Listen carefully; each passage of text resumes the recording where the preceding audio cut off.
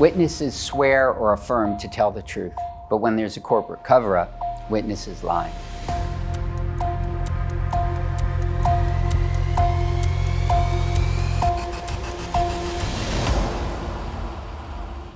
One of the most important skills for any trial lawyer is the ability to expose a lie in cross-examination. Some corporations have special divisions of engineers or executives whose real job is to defend the company in court. They may look like engineers, they may look like executives, but they're paid witnesses who are chosen for how they look, how they talk, how trustworthy they seem, how good they are in the courtroom. They are very, very good. Many of them spend more time in court than any lawyer. So how do you get the truth with such a witness as this? First, the basics. Read every book there is on cross-examination, every single one. Practice the skills you read about. Practice in deposition. And practice, if you can, in a realistic mock setting. Find an organization like the trial school that lets you practice these skills exactly like you're in a courtroom, and do it in front of great trial instructors. There's no shortcut to learn those basic skills.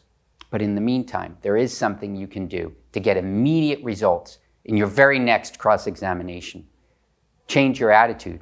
I'm going to give you 3 things to think about before every cross-examination. First, be alive to the moment. Trials are won in little moments that most lawyers miss because they're not paying attention. Throw away your notes. At least leave them on the table. You can't be looking at your notes and paying attention. Try the case that is unfolding in front of your eyes in the courtroom, not the case in your file or in your notes.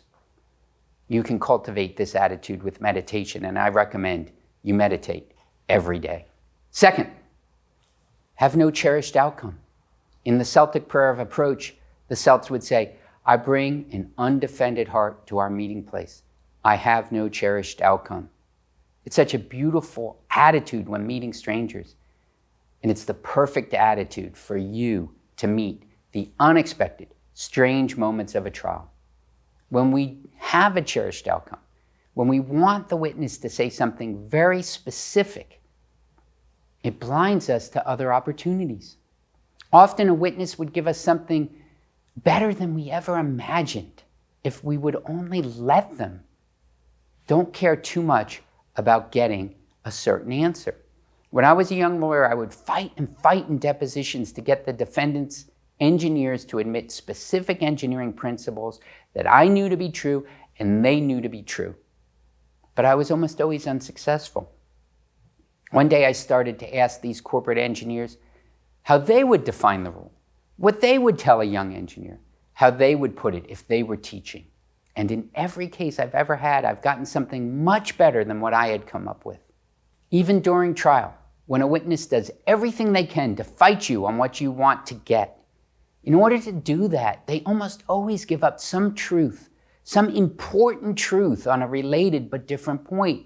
Seize that opportunity. Grab that truth instead of the one you first wanted to get. Have no cherished outcome. Say the Celtic prayer of approach before every cross-examination. Third, have an undefended heart. It's another gem that comes from the Celtic prayer of approach.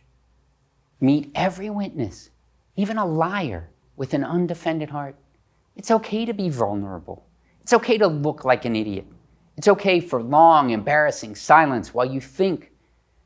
Witnesses, yes, even the witness, even the lying witness, and also jurors, especially jurors.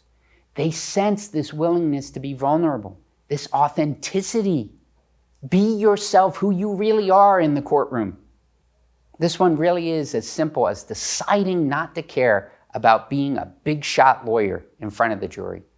I bring an undefended heart to our meeting place. I have no cherished outcome. Say it before every cross-examination. I do.